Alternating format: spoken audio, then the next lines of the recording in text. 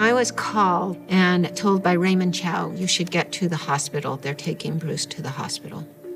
And I was there way before Bruce got there. So eventually, the ambulance arrived. It took a long time. Everything took too long a time. He got to the hospital, and I saw him laying there.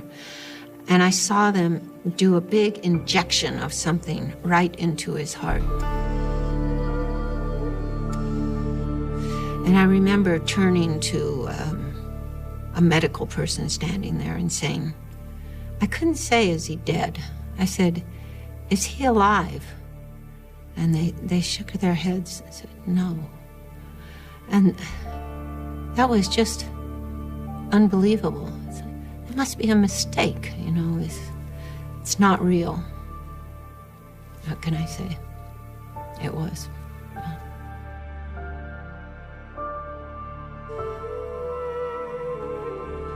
My memories are more like glimpses, but I remember primarily the funeral in Hong Kong because it was so massive and sort of being dragged through that because it was chaotic.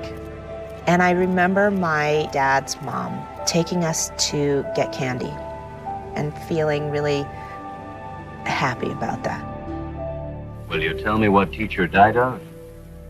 Forensic scientists from around the world came up with the conclusion that he had had a hypersensitive reaction to this medication that he had been given for a headache, and that had caused the fluid on his brain, and that he had succumbed to that. Still something that people cannot believe. He was well. There was nothing wrong. How could a healthy man die? And then there's all this stuff about you know, how he died, the sinister ways in which he died. He had a aneurysm, or the death hands got him, or, you know. He was murdered. They gave him the dim mop, they gave him a death touch. There's absolutely, positively something a little shady about the way that it all went down. How he could, you know, pass away at that age, you know, but it does happen, so I learned to cope with it and deal with it, but it always puzzled me. The fact that my family is cursed and the very sad and tragic circumstance that my brother died. You know, those are sort of the themes that pop up. They wrote so many stupid stories about him. The Tong killing him, and he died of drugs, and that sold magazines. And of course, he died in Betty T. Pay's apartments. There's no denying that. The decision was made by the producers to say that he had died at home. When that news got out that he had not died at home, the tabloid press went crazy, but my mom knew he had been at a meeting and doing his films, and she was dealing with his death and taking care of her kids, and all of that gossip was just the tabloid press trying to make it bigger and crazier than it needed to be. Who's the strange fellow on the bicycle here? I think his name is Bruce Lee. He looks very familiar as Kato. Well, do you need any help?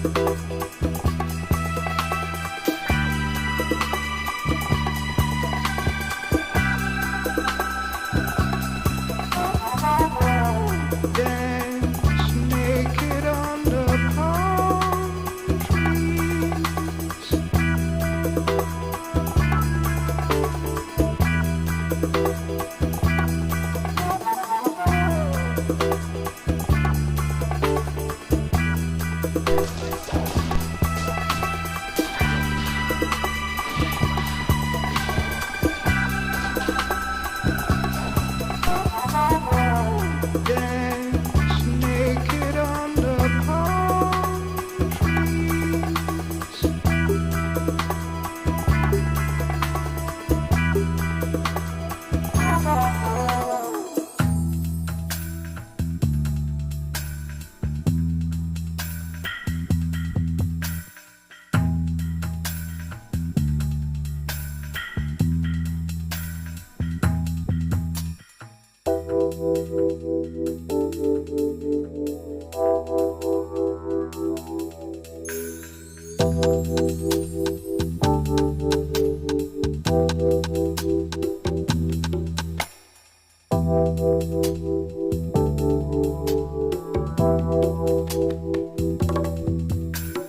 Dance naked under palm trees.